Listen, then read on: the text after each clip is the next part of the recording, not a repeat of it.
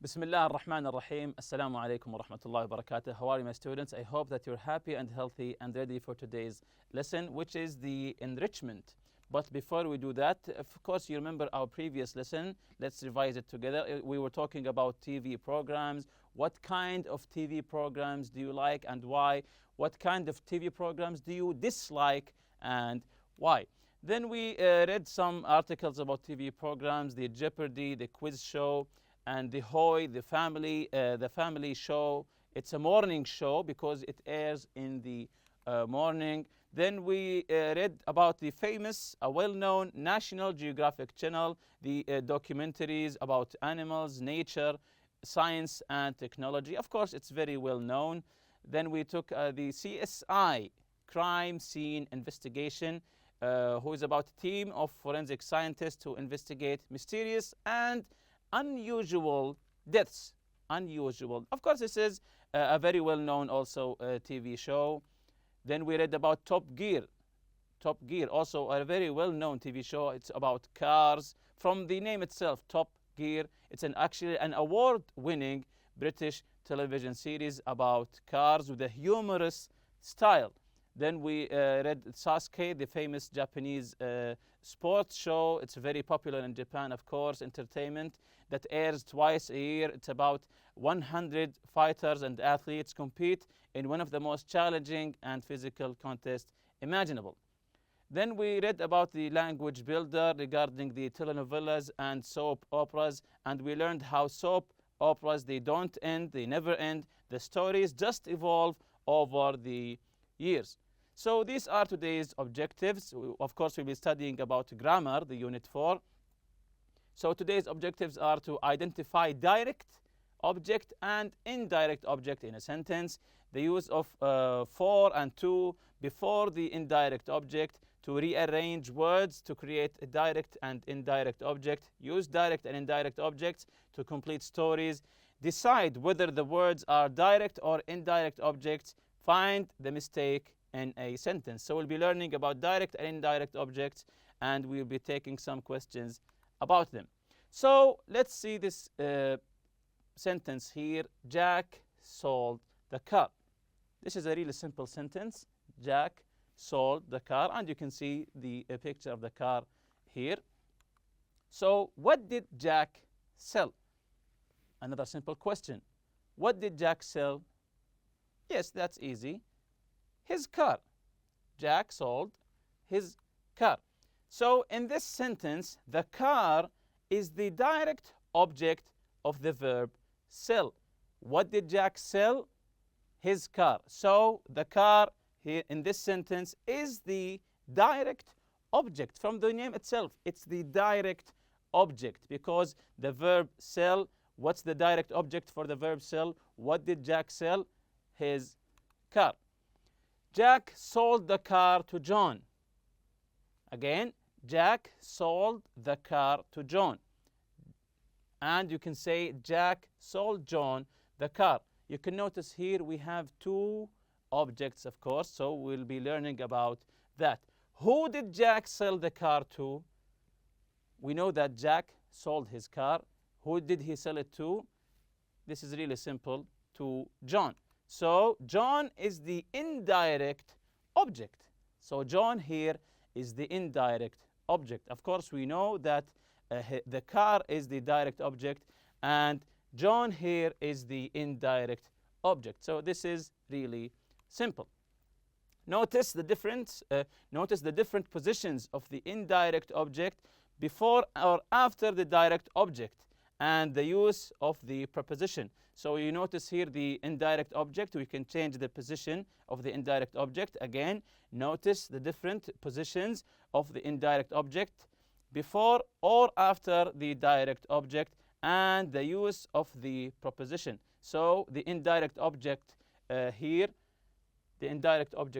John, it came after the direct object, the car, and here it came before the direct object, the car, with the help here, of course, of the preposition to. So we'll be discussing this in a matter of minutes. So direct and indirect objects. A direct object is a noun or a preposition that receives the action of the verb. The direct object is a noun or a preposition which receives the action of the verb. So it's the receiver of the verb. This is the direct object. A direct object answers the question what or who. A direct object answers the question what or who. For example here, John wrote the poem. John wrote the poem. John likes his new teacher. An indirect object tells us to or for whom the action is done. Again, an indirect object tells us to or for whom the action is done. So he's not the receiver of the verb. It was done for him.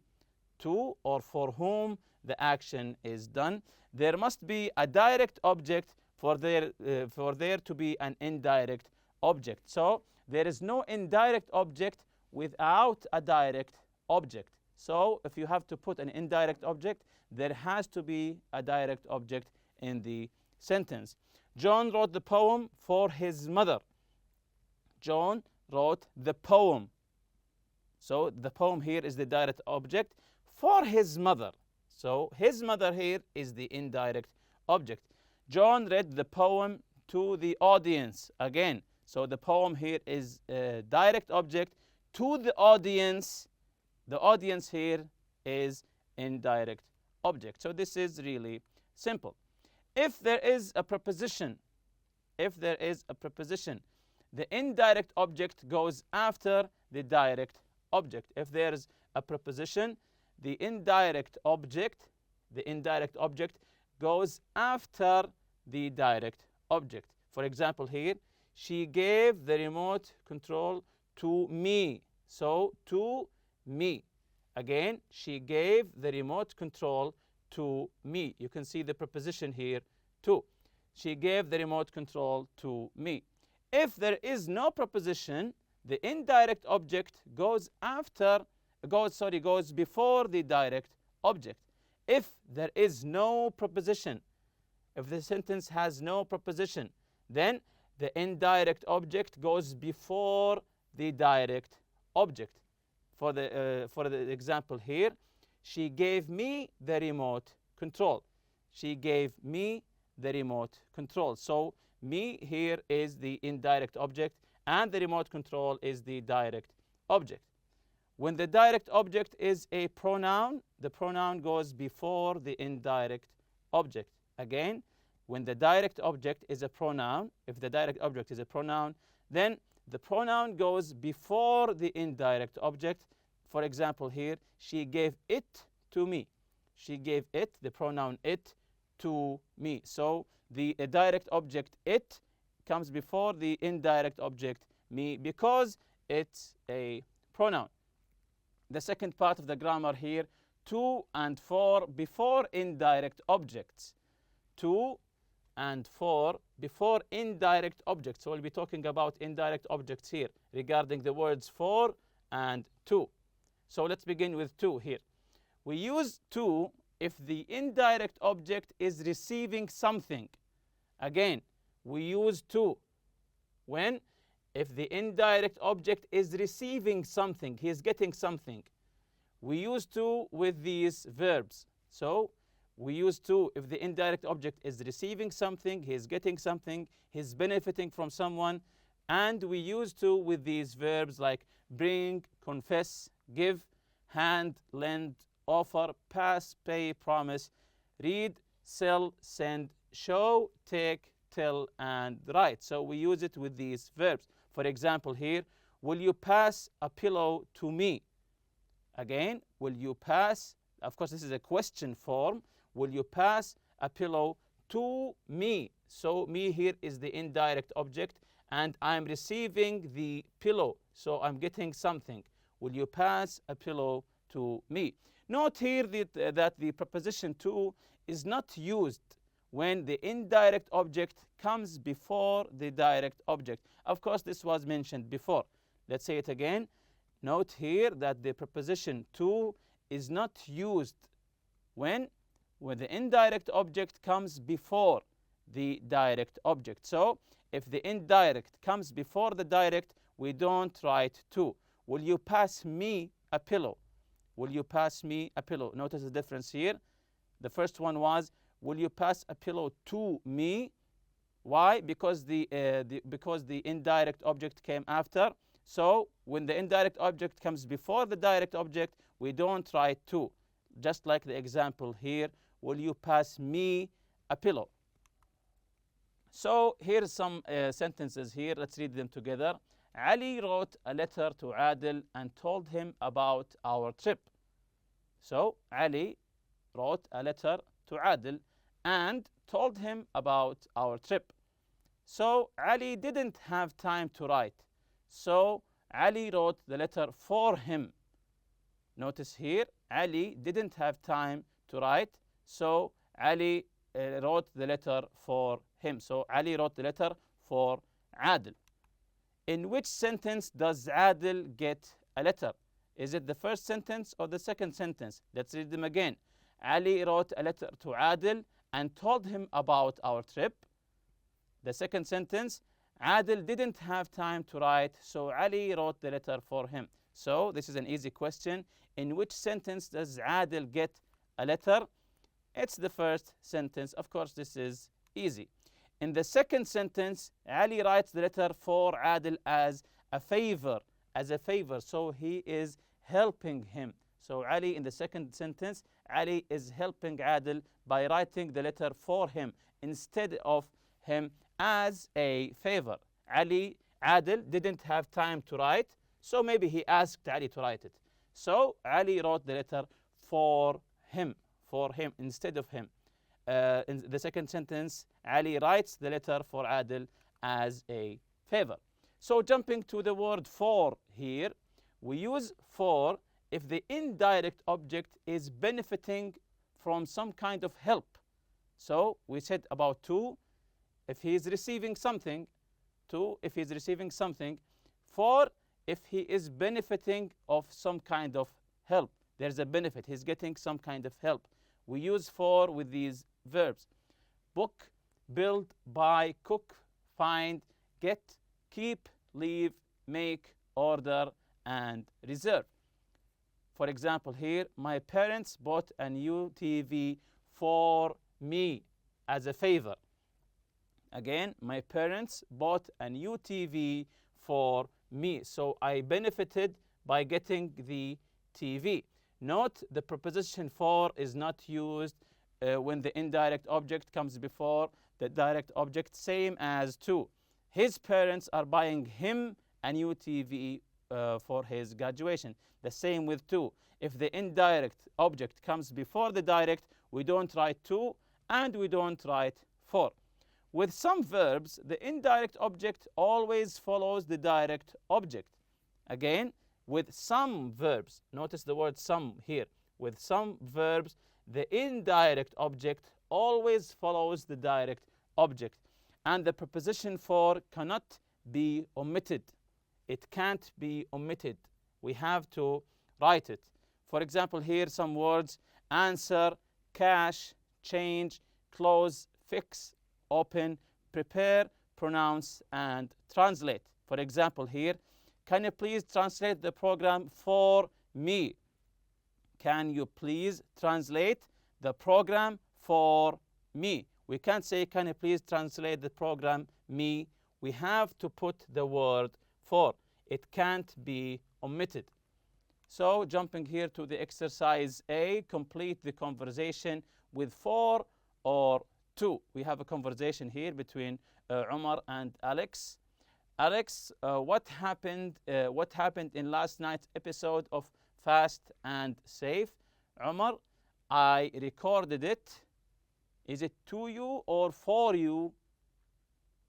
Yes, that's correct. It's I recorded it for you. I'm helping you as a gesture here, as a kind gesture. I recorded it for you. It was great. Tell me about it. Well, Alan wrote an email, Ahmed. So is it for or to?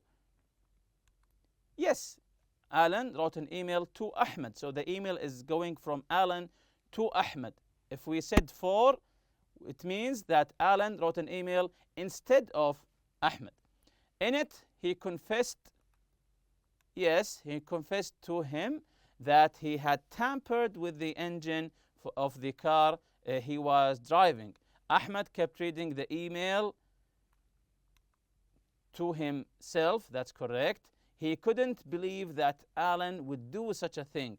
Then Alan tried to make up for it. He got a fantastic car, yes, that's correct, for Ahmed to drive in this show. He bought a new helmet, that's correct, for him as a favor. He even sent a limo Ahmed's house.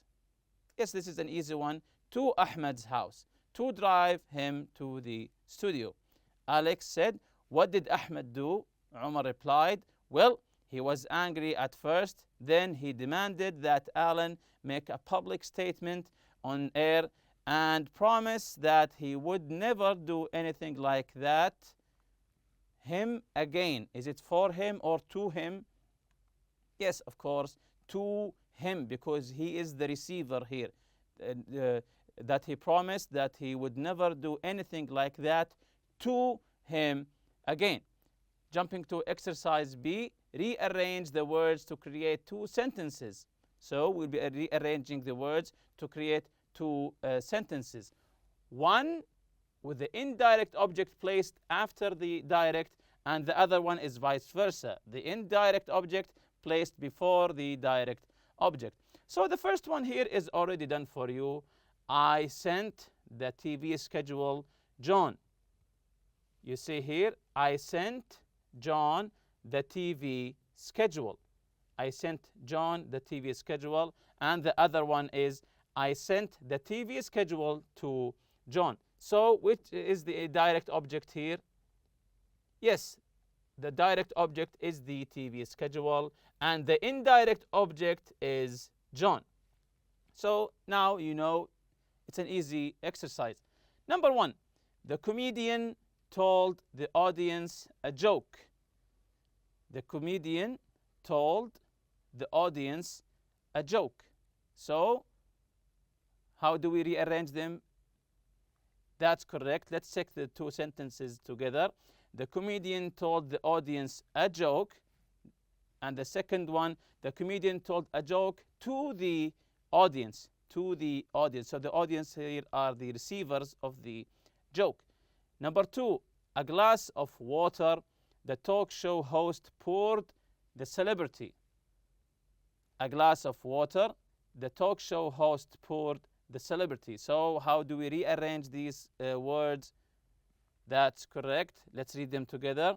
The talk show host poured the celebrity a glass of water, or you can say the talk show host poured a glass of water for the celebrity. Of course, the celebrity here is the indirect object, and the direct object is a glass of water. And the verb here, of course, is poured. Poured. Number three, the sitcom dad gave his wife his wallet. The sitcom dad, and the verb here is gave his wife his wallet. So how do we write the two sentences here? Okay, let's read them together. The sitcom dad gave his wife his wallet, or you can say the sitcom dad gave his wallet to his wife. To his wife. So the wallet here is the direct, and his wife is the indirect object. Continuing here with number four, his cheese, the cat, the cartoon mouse offered.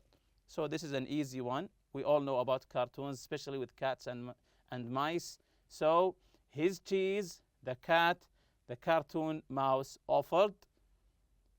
Yes, the cartoon mouse offered the cat his cheese, or you can say the cartoon mouse offered his cheese to the cat. So his cheese is the direct, and the cat is the indirect object. Number five, the host passed the microphone an audience member. So now you know. Yes, that's correct. The host passed an audience member the microphone, or you can say the host passed the microphone to an audience member. What about number six? The judges offered the contestants advice. The judges offered the contestants advice. So this is the direct object here and the indirect, and the verb is offered. So this is an easy one here. The judges offered the contestants advice, or you can say the judges offered advice to the contestants. They are the receivers of the advice. Another chance, host offered the contestant. Number 7, it's an easy one. The host offered the contestant another chance, or you can say the host offered another chance to the contestant. And number 8, the chef made the studio audience a dessert. The chef made the studio audience a dessert. So the verb here is made, and the direct object is a dessert, and the indirect is the studio audience. So it's an easy one. The chef made the studio audience a dessert, or you can say the chef made a dessert for the studio audience. Exercise C here, look at the pictures. Use your own ideas to complete the stories. Use direct and indirect object. We see 2 pictures with 2 stories. The first one, Jamal had spent weeks planning a poster for ecotourism in his country. And the second one, Ahmed's parents were proud of his achievement and wanted to do something special for him. So use your own ideas to complete the stories. Use direct and indirect objects. So we have 2 stories. Try to use direct and also indirect objects. Here are fun facts for you. Many people assume that teens are watching less TV now. Of course, we all assume that. Many people assume that teenagers, are watching less TV now because they spend more time doing things like playing video games and surfing the internet. However, a recent study says that this isn't true. The study found that in the last 5 years, teens have been watching 6% more TV. So in the last 5 years, teens have been watching 6% more TV. On average, teens spend more than 104 hours a month watching TV. They spend an average of about 12 hours online. So at this time, all people assume that teenagers only surf the internet. So this article shows the opposite, that teenagers also watch TV. Actually, it's 104 hours a month, which is a really high number. And with that, we reach the end of this lesson. See you next lesson, inshallah. Subhanakallahumma bihamdik. Ashhadu an la ilaha illa anta astaghfiruka wa atubu ilayk. Assalamu alaikum.